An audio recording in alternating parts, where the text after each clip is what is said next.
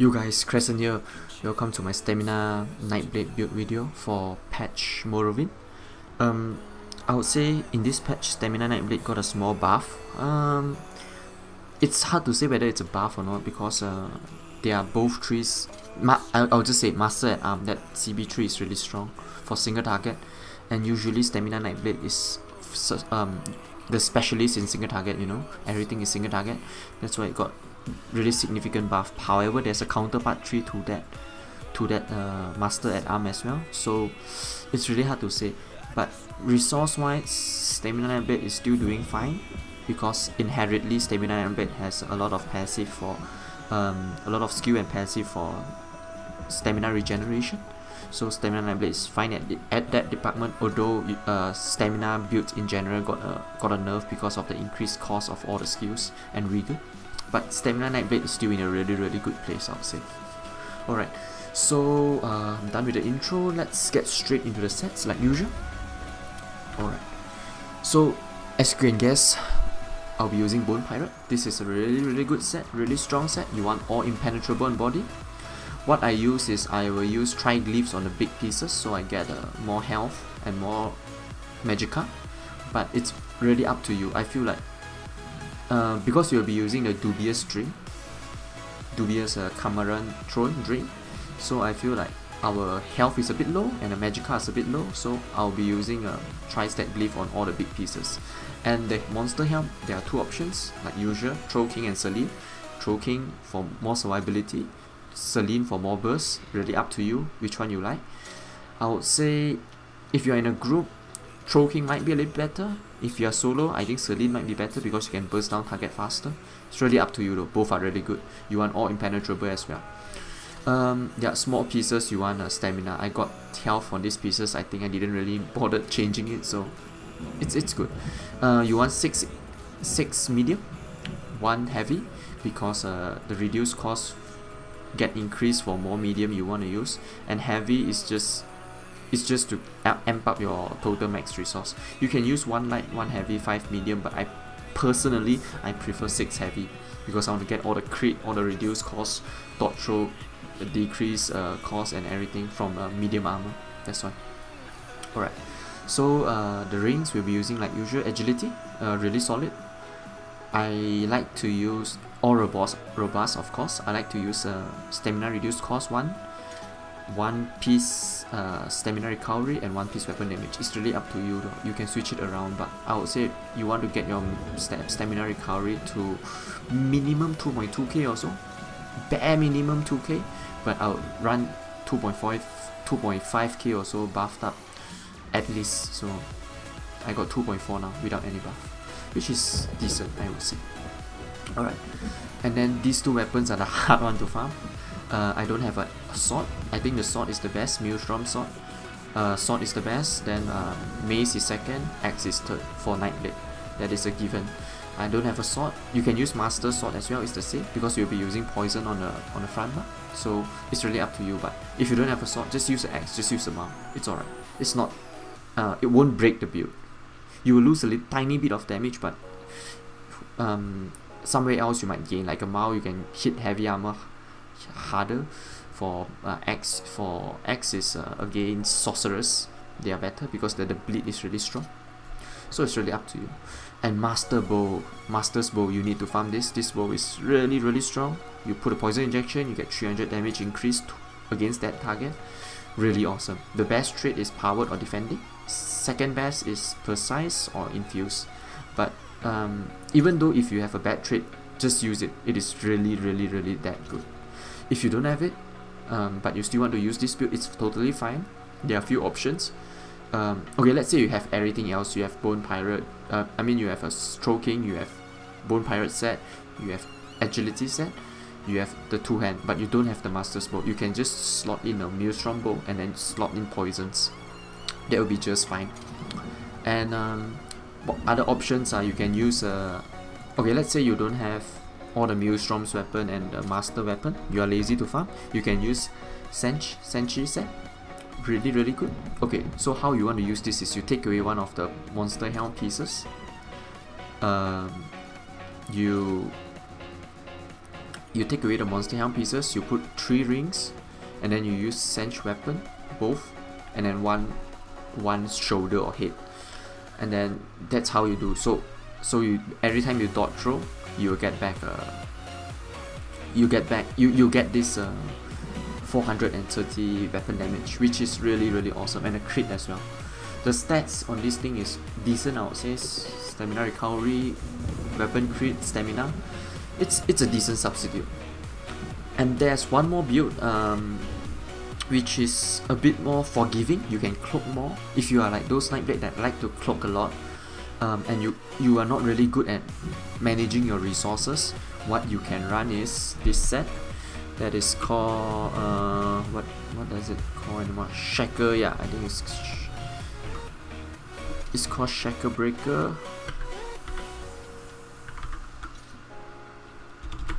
Okay, yeah, Shaker Breaker set.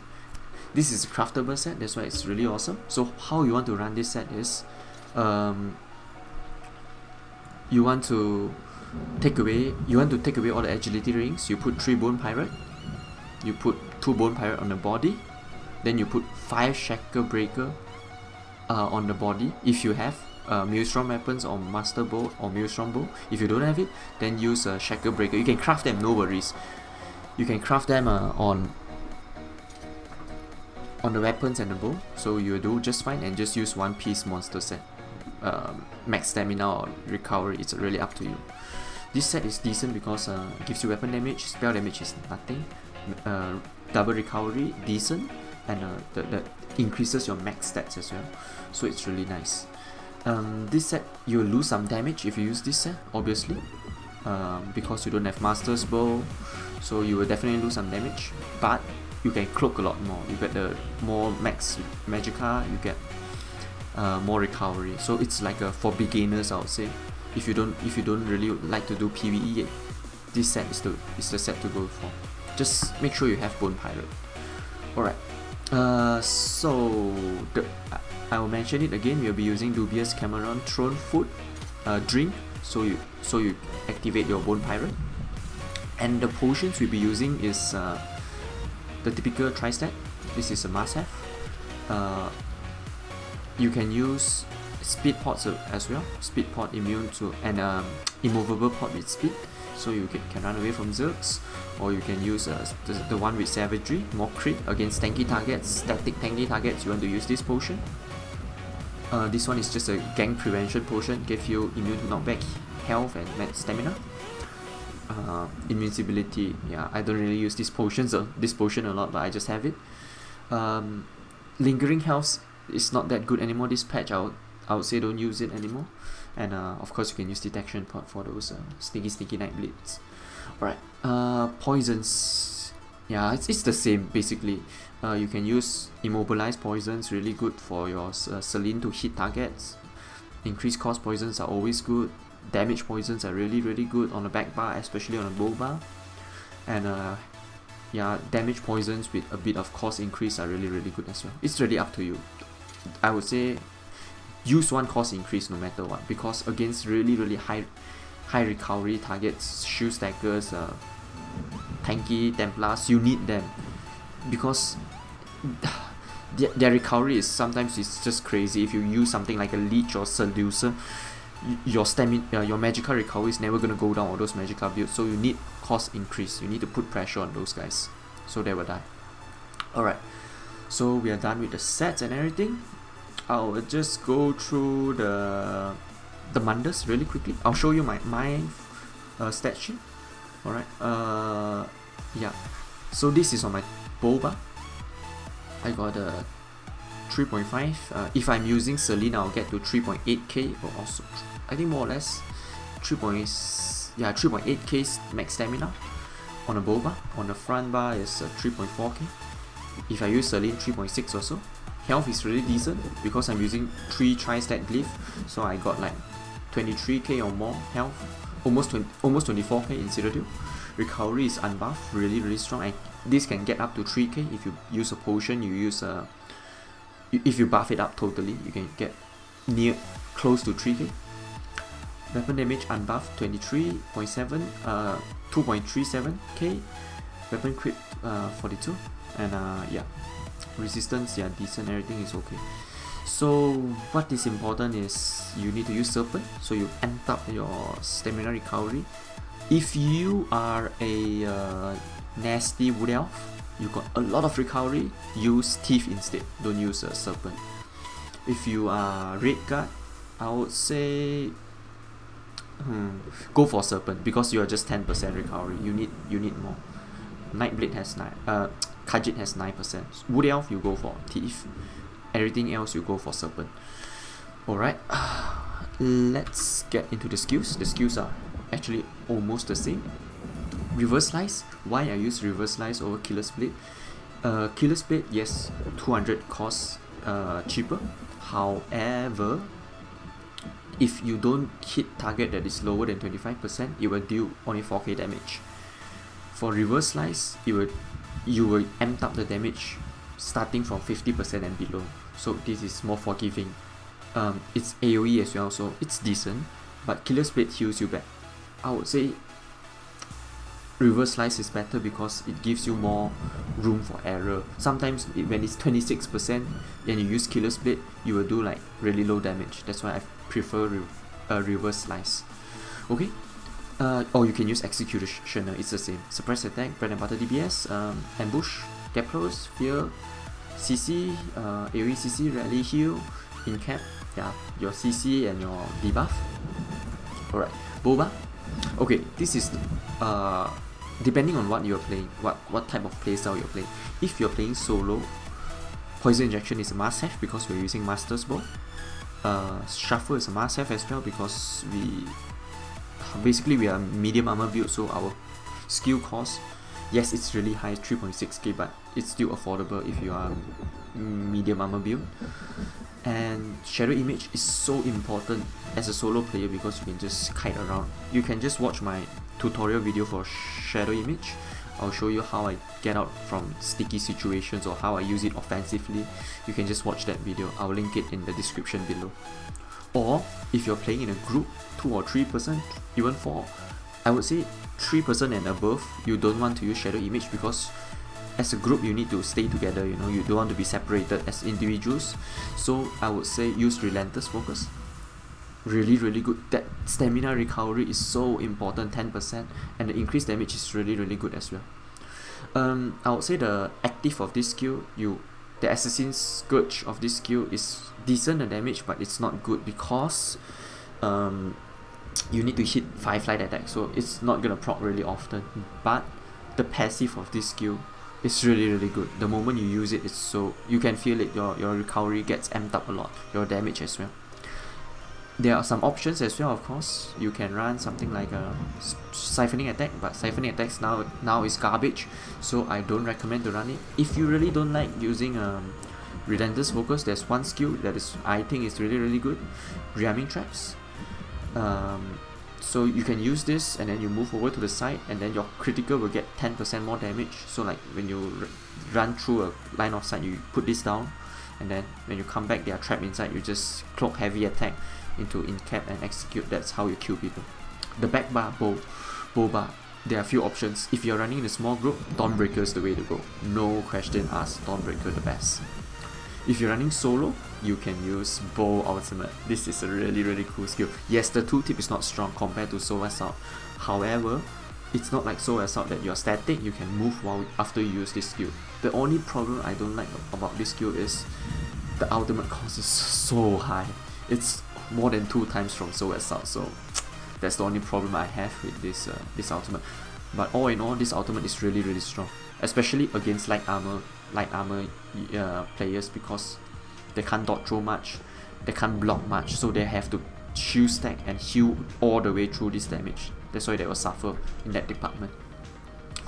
Alright, what skill can you use left? I think those are the skills if you're playing small skill. If you're playing in a bigger group, maybe Bombard, Endless Heal, something like Caltrops. Even if you're running in a big group like 12-man group, I don't really run that anymore because my guild is everybody is a small scaler, so we just run six people usually. You can use retrieving maneuver just to be a rapid bot. It's really up to you, but this is how I run it. Yeah. Alright, so we are done with the skills. I will go through the CP. Before I go straight into the CP, I would like to say, a few days ago I really did my research on CP3. I will do a tutorial on how you apply your CP, especially on the PvP builds, because in PvE builds you can just carbon copy them. It's usually the best from all the top PvEers. So I will cover most of it in PvP department. So basically there's something called I can't remember the name for it, but the effectiveness. You want your, like, let's say it's 14.9% warlord, okay? It will count as only 14%. I can't remember the name for it, but that is how CP works. So you want to hit, for example, Siphoner, you want to get like, let's say 10%, alright? You want to get to the first tick of the 10%, that is 43 points. After that, you will get 10.3%. That won't count as 10.3, it will count as 10% instead. So you want to always hit it at that point. The diminishing returns, yeah, always. I don't know what it's called, I can't remember. Alright, whatever. So I'll just go through the CP now. Siphoner, it's really good against those leech set, those even against Nightblade like us. It's really good. You reduce the stamina cost 10%. You want like 43 points. Break free you need a lot because you're using tri-step pod usually, so you'll break free a lot. So 14 points, 14% is good, 34 points. Bash 3 points just for that 2% effectiveness. Sometimes you want to finish off target, you want to light attack, execute bash, light attack, execute bash against like those shield stackers that are dying. That is why I put 3 points into bashing, 3 points into sprinter just to get out from Zergs. It's nothing special. Alright, Mooncalf, you want 13%. You can go up to 14%, but I don't feel like that 1% is justified for the cost of the points you need to invest. I think you need to invest like 15 points to get that 1%. I don't think it's worth it. You can put some into health because we're using Troll King, but I rather not. I'll just leave it like this. Before, I'll just put 5 points into it. This is our dump point, where the 5 points is extra, so I just dumped it into Before. You get that increased healing reduction against Templar, usually it's really good. Shadow Ward, you don't block a lot, so I just put 2 points just to get that 1%. Tumbling, you need a lot because we are medium armor build, we're gonna dodge throw a lot here and there like a kitty. So 20% is a must have, 56 points. Alright. Bless, 7% and then 27 points. Healing. Against enemy shields, the shields are going to be really big this patch because the increase of CP, so the max magicka increase, so the shields are going to get bigger, so you need like some points into it. I would say like 6% for me is good enough. I would just put 2 points inside the physical weapon expert to just get a little bit more damage for our light and heavy attacks. 66 at master at arm, this is a must have. You need 66 points. You get at 22% increased damage on all of your single target skill. That is crazily good. This is really important. 2 points Thermal Church, amped up the mini dot from our bow, poison injection. This is the fix. You want 49 points into Mighty, 11% and 51 points, 19%. You don't change this, it's always the same. 49, 51. Alright. For the Steep Tree, you want Ironclad to counter all those hard-hitting single target abilities. You want 44 points, 17%. Crit resistance important, but it got nerfed, so I just put 21 points into it because we're running 7 impenetrable, so less points into CP is fine as well. Hardy 56, Elemental Defender 56. Thick Skin, you might question why I put Thick Skin into this build, because we'll be cloaking a lot, so we can avoid all the dots. The only reason why I put some points into Thick Skin is because of one bloody skill, Destro Ultimate. They hit so hard, you need to increase your damage, increase your resistance from dot damage, or else you're gonna melt in a Destro Ultimate if you don't have your shade up, of course. That's why I put quite a lot of points into Thick Skin. Alright, Expert Defender just to reduce some light attacks, heavy attacks damage, quick recoveries, yeah, just increase your healing. Alright, so that's about it for the build. I think most of you all know how the combo works as a stamina Nightblade, the bow combo, but I'll just show it again. You can check out my videos, tutorial videos especially. I'll explain how I do the combos in a Cyrodiil situation. But basically, I'll find a mob. Okay, there's a troll. So what you want to do, you just buff up like usual, put up all your dots and all your buffs and everything. You do a cloak. The first combo is you charge up heavy attack bow, poison injection, ambush, light attack, incap, and then execute. That is your basic combo. And there's another combo. I need another mob. There's a second combo you can do. Pretty simple as well. Let me find a mob. Okay, so you want to buff up like usual everything. You do a cloak, you walk towards your target, you charge up heavy attack on your 2-hand bar, and then if you have incap, you use incap. If you don't have it, you quickly use a surprise attack. You will get the stun from surprise attack if you're quick enough, and then straight into light attack, surprise attack, and execute. If you, depending on target, how much HP does the target have.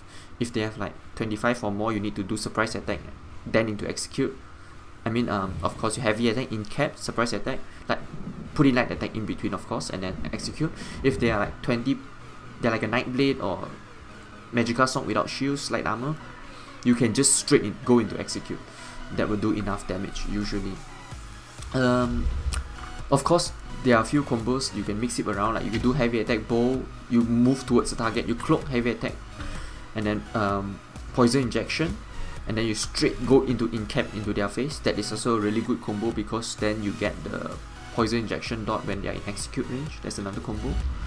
But yeah, basically what you want to do is you always remember when you ambush in and you want to do an incap, don't do a light attack in between, because you get the empower from ambush 20%. You don't want to use it on your light attack, that 20%. You want to use it on your surprise attack or your incap. That is really important tip for Nightblade. And another thing is, after you use a heavy attack, I will show you why, you will get the empower again from this passive. Is it forceful? No, it's follow up. You get a 10%. So when you do the heavy attack, you want to do incap straight or surprise attack straight. You don't want to put in a light attack in between. You don't want to put in any other skill in between, ambush or anything. You just want to go straight into your damage skill. That's all. Yeah, that's about it. And for bow combo, yeah, the heavy attack, charge heavy attack, and poison injection into ambush and then execute into incap and execute. Or you can use another combo if you have your bow ulti up and you really want to use your bow ulti to take off pressure. Let's say 3 people is on you, you're kiting around, but you want to take a pressure off one guy. Like 2 people are jumping on you. What you can do is, like usual, you're all buffed up. You fear the people on you, and then you want to go for the like a sniper or like a sword over there. You use your bow ultimate. Okay, I don't have it now, but I'll just use it. Let's say I use it.